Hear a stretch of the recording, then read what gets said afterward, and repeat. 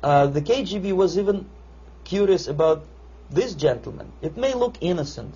Maharishi Mahesh Yogi, a great spiritual leader, or maybe a great charlatan and crook, depending on from which side you're looking at him.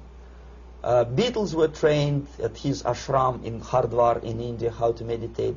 Mia Farrow and other useful idiots from Hollywood visited his school, and they returned back to United States absolutely zonked out of their minds with marijuana, hashish, and crazy ideas of meditation.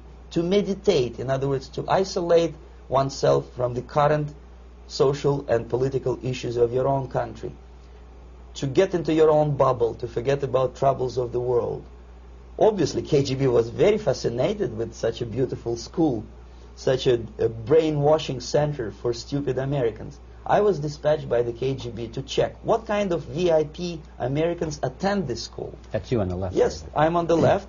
I was trying to get enrolled in that school. Unfortunately, the Maharishi Mahesh Yogi asked too much. He wanted $500 American for enrollment. But my function was not actually to get enrolled in the school. My function was to discover what kind of people from United States attend this school. And we discovered that, yes, there are some influential members of family, public opinion makers of United States, who come back with the crazy stories about Indian philosophy. Indians themselves look upon them as idiots, useful idiots. To say nothing about KGB, who looked at them as extremely naive, misguided people.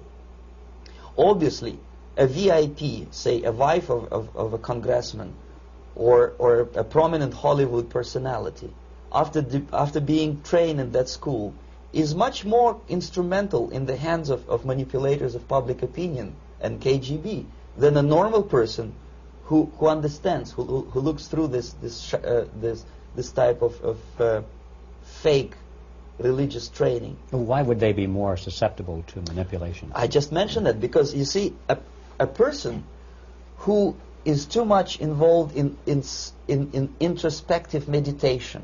You see, if you carefully look what Maharishi Mahesh Yogi is teaching to Americans, is that most of the problems, most of the burning issues of today can be solved simply by meditating. Don't rock the boat. Don't get involved.